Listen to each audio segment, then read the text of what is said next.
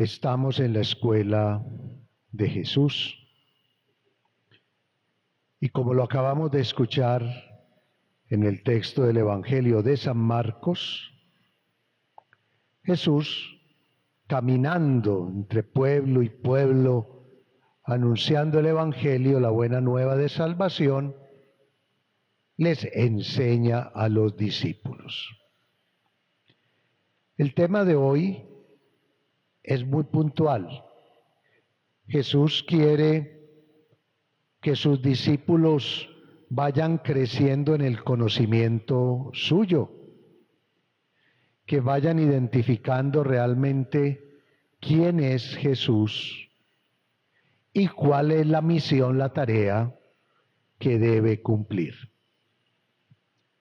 Por eso, en el diálogo con los discípulos, primero hace como un sondeo.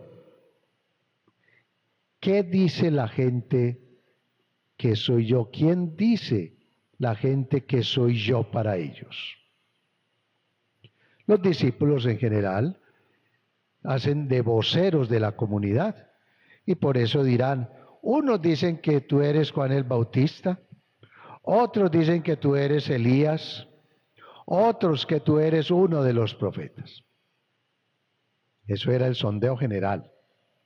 Luego Jesús les dice, bueno, pero ustedes han estado conmigo, han visto los signos, los milagros, las curaciones, el perdón de los pecados que he ofrecido, la expulsión de los demonios a los poseídos, etcétera, etcétera. Como ustedes han visto todo eso, entonces yo para ustedes, ¿quién soy? Ahí sale la figura de Pedro,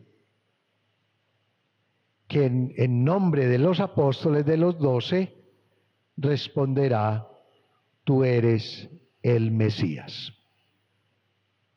Es interesante anotar que para el Evangelio de San Marcos, esa respuesta une el propósito del evangelista, que en el primer versículo del primer capítulo dirá, Evangelio de Jesucristo, el Mesías, el Hijo de Dios.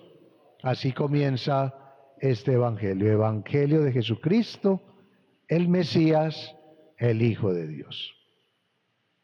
Y por tanto la respuesta que el evangelista pone en labios de Pedro va en la línea del propósito, repito, que él quiere, es que descubramos en todo el Evangelio quién es ese Jesús, que no solamente será el Mesías, el esperado, el anunciado por los profetas en el Antiguo Testamento, sino que será también el Hijo de Dios. Y por eso San Marcos al final pondrá en labios del centurión, ya en el Calvario, la frase, verdaderamente este hombre era ¿quién?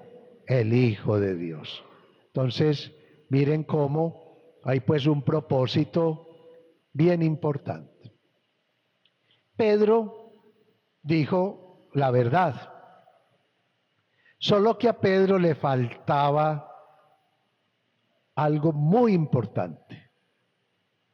Esa verdad, hacer la vida en sus vidas. Y a nosotros nos puede pasar lo mismo que Pedro. ¿Qué le pasó a Pedro? Después de que Jesús dialoga y Pedro lo identifica como el Mesías, Jesús, sabiendo de que Pedro no estaba todavía convencido y que estaba equivocado de su mesianismo, porque Pedro pensaba, como tantos otros, que él era simplemente un liberador del dominio que tenían los romanos sobre los judíos. Es decir, ellos pensaban, también como Judas el Iscariote y tantos otros, que Jesús era un liberador político, social. Jesús lo sabía Y por eso, ante la respuesta espontánea de Pedro, Jesús empieza a decirles, miren, el Hijo del Hombre tiene que padecer mucho, ser reprobado por los ancianos, sumos sacerdotes y escribas, ser ejecutado y resucitar a los 3 días. Entonces Jesús hace un anuncio de su pasión. Pedro se escandaliza, pues ¿cómo así?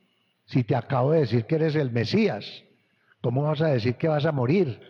A él no le interesó mucho o no captó que iba a resucitar. Se quedó en que iba a morir. ¿Cómo va a ser eso? A usted no lo pueden matar, a usted no le pueden hacer nada de ello. Y Jesús sigue con su catequesis. Ojo, el que me quiera seguir, que cargue con su cruz y me siga. Y si alguno quiere salvar su vida, la debe perder en mi nombre.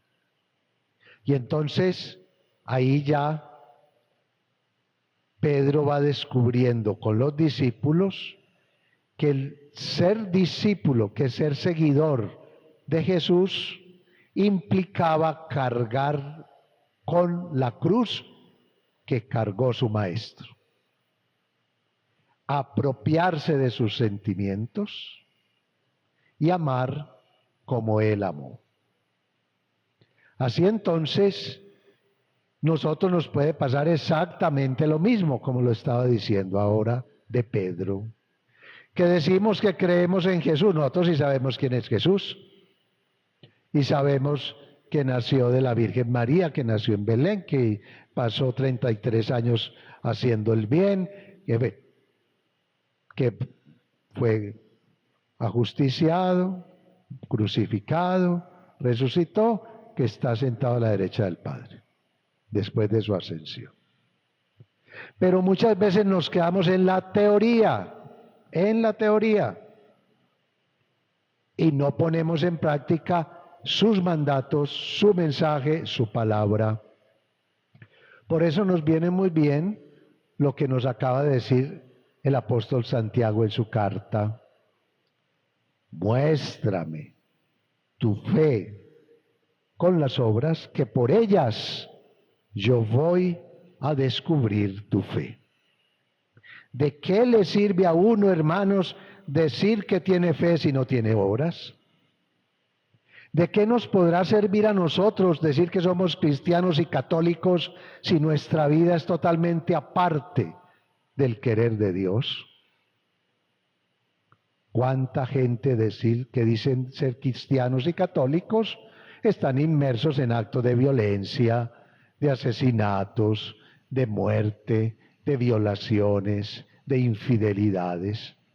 Y dice ser cristiano y dice ser católico, pero sus obras son totalmente opuestas al querer de Dios. O sea, su fe es una fe relativa, parcial, y que necesita madurar para poder aprender a perder la vida para ganarla, perderla en el nombre del Señor.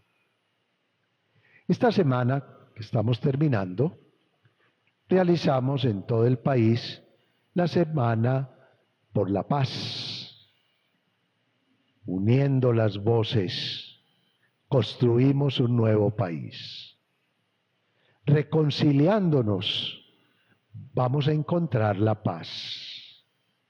Viviendo como debe ser la fe, vamos a ser instrumentos, artesanos de una nueva sociedad. A eso nos invita el Señor. Si nuestro país, donde mayoritariamente somos cristianos y católicos, viviéramos de verdad nuestra fe como nos lo acaba de decir el Señor, nuestro país sería otra cosa. Nos amaríamos los unos a los otros, respetaríamos los bienes ajenos, la dignidad humana sería valorada. Pero mire que vivimos en todo lo contrario: zozobras, amenazas, atentados, desplazamiento, robos, corrupción, etcétera. Y decimos que somos cristianos. Hoy le vamos a pedir al Señor que nos conceda la gracia de vivir con coherencia nuestra fe. Esa coherencia requiere valentía para poder ser signos de contradicción y no dejarnos llevar por las tentaciones del mundo. Semana de la Reconciliación en nuestra arquidiócesis de Cali. Vamos a hacer todo el mes de septiembre actividades. Vamos a tener una muy bella en Robles a final del mes, donde con el nuevo obispo que ayer fue ordenado, obispo de Quibdó, que era el vicario general en Cali, vamos a tener en Robles una ceremonia muy bella, presidida por él, orando por la paz, por la conversión, por la reconciliación del Valle del Cauca, de Colombia y del mundo. Estamos en esta parroquia de Nuestra Señora de los Dolores, que con su imagen preside también el presbiterio. Ella es la Virgen del Dolor, pero es la Virgen del Consuelo y la Madre de la Esperanza.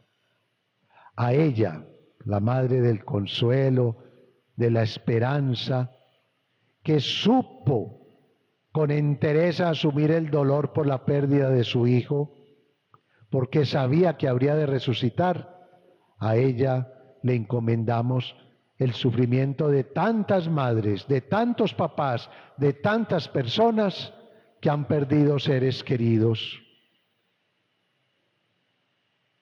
En este contexto, aquí en una de las salas de velación, están velando un niño de 6 añitos. 6 años. Le dio un paro cardíaco. Y así como se muere de un paro cardíaco un niño de 6 años y se ora y duele, hay otros adultos también que les llega el momento de la partida, porque nadie sabe ni cómo ni cuándo llegará la muerte. Y qué no decir de los que mueren por la violencia. Recuerden, en esta semana, entre 12 y 14 víctimas en el Naya. Terrible que sigamos viviendo estos momentos de violencia y por tanto, cuántas familias quedan destruidas. No solamente las víctimas son las que hay que enterrar, son víctimas también sus familias y toda la sociedad.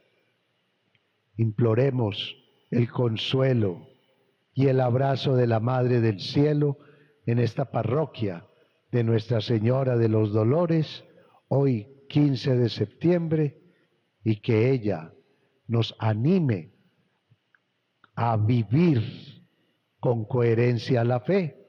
Ella era la mujer que creyó, la mujer que esperó, la que se dejó llenar del Espíritu Santo. Continuemos pues esta celebración en la acción de gracias también por permitirnos encontrarnos hoy celebrando este misterio de fe, este misterio de amor. Amén.